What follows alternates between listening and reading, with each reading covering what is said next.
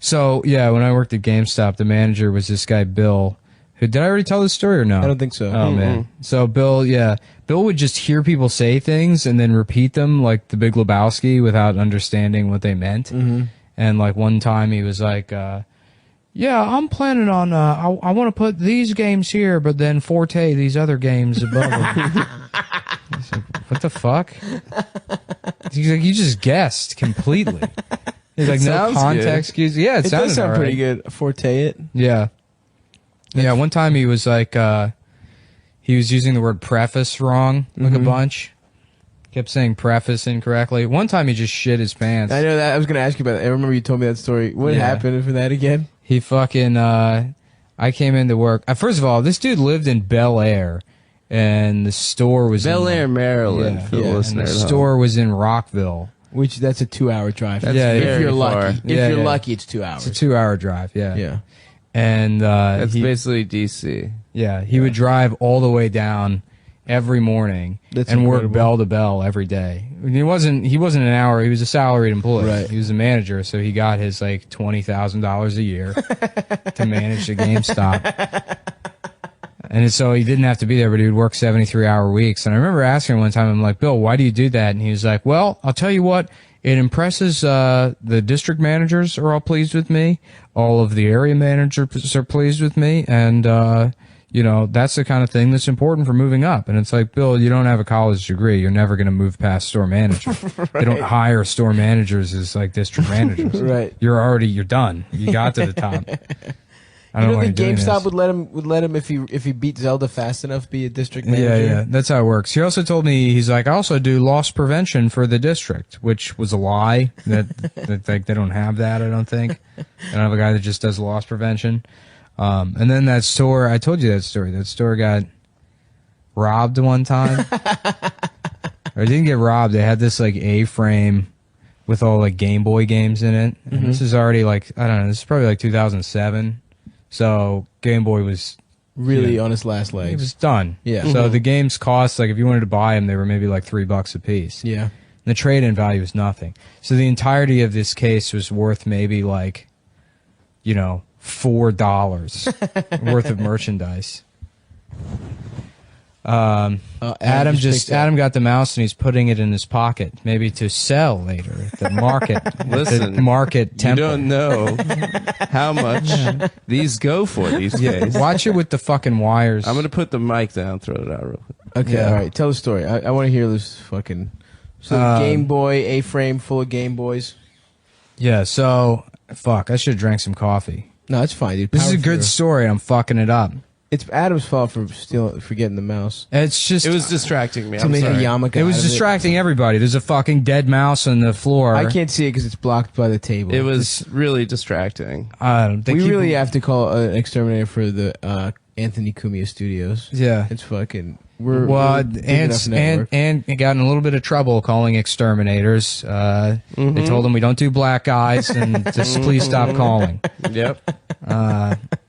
So he actually can't do business with any of the companies in New York City. He called every single exterminator in New York and asked them to exterminate. You get rid of these I'm sure you fucking find people. one in New York. Yeah, it's a big city. Yeah, I'll do it. I got a guy for How that. How big is he? Yeah. Oh, you said he was a rat. Wink, wink. No problem. He just murders the guy in broad daylight. Just goes to jail. Now I'll be seeing about that $25 you owe me, pal.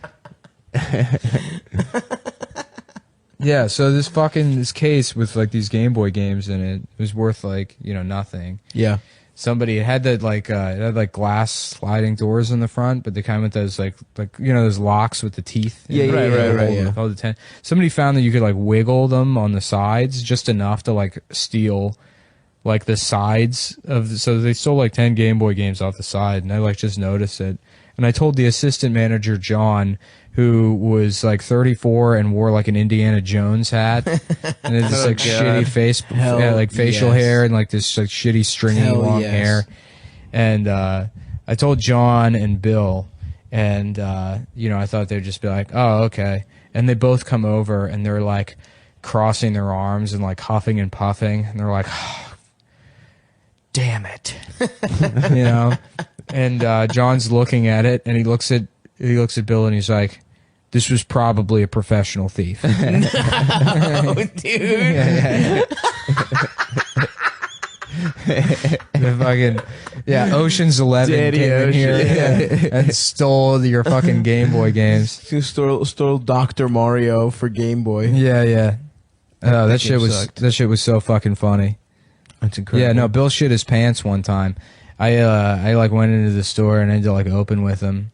This is like the morning. I'm tired of shit. Like I don't really want to be there. Yeah, of course. And I go in, and Bill's like, would you mind setting that up over there for me? Thanks. And he like turns around and walks back to the counter. And as soon as he turns around, I notice like on his ass, there's like shit splattered on the back of his pants. Oh no! Not like there's like brown like shit splatter, but it didn't make sense because if you shit your pants, you shit on the other side. Right. So I don't know. He somehow shit on the back of his pants, and it just seeped through. No, I'm assuming he had like diarrhea or something, and like was rushing to pull his pants down and shit on he shit on the back of them while like trying to sit down and shit. Interesting. Okay.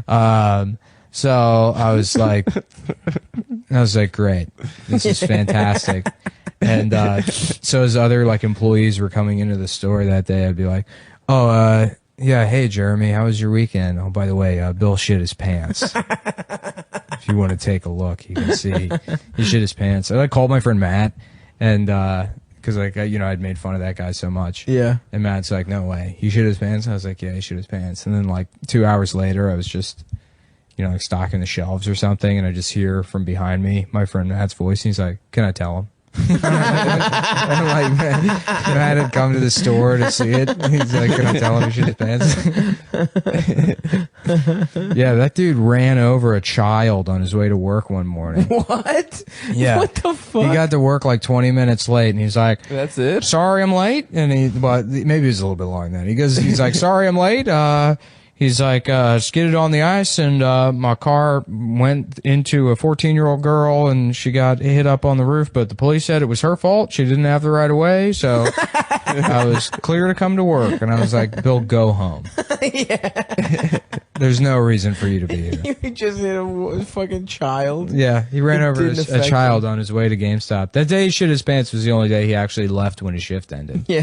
He was like, wow, 3 o'clock. I'm tired. I'm beat. I'm ready to go. What is that? Oh man, I wonder what that guy's up to now. I don't know. He told me about like when I am interviewed for the job. For some reason, he's like, "Well, I'll tell you a little bit about me." He was like, I was enlisted in the Army. After the Army, I worked at Suncoast Video and worked my way up to manager. And I was there for 17 years. And then I Jesus, how fucking old? But how old was he for real? he was like probably like 37, 38. Damn. Yeah. Which I don't understand why that was part of the interview process. Yeah. He's just He hoping just you'd doesn't be know how friends. to. Yeah. Doesn't know how to interview. Imagine that, working at a Suncoast Video. What a depressing store. We never had those. We just had Blockbuster and Hollywood Video. Suncoast Video wasn't a rental place. Yeah. What was it? It was a video retailer. Oh, they sold just like sell yeah, they sold camcorders and tapes. no, they just- sold like VHS tapes and like posters and shit. DVDs later, but you know. DVDs later, but it was like a Sam specialty store. Goody. Of It was the same exactly. Yeah. It was Sam Goody for. It was like a videos. place where you could get like box sets, like compilations of shows and stuff. Okay. Jesus, dude, how can you imagine? People would fucking go to the mall to a Suncoast Video if they wanted to like watch season 3 of a show they liked. Yeah, That shit sucks, dude. yeah, That was a whole fucking industry. yeah. And now it's just like, that asshole doesn't have a job anymore. Yeah. The fucking dickheads like that. Don't You have know what's jobs funny anymore. is you think back to and it's like, yeah, but you had the shit you were entertained by and you didn't think you were missing out on anything That's within true. the context. But I remember being like 13 and like just getting so bored I would get fucking like angry, Yeah. and start breaking shit. Yeah, light stuff on fire. Like that's what causes that. It's like fucking boredom. No Netflix. Yeah, I would just get pissed off that there was nothing to do. Yeah.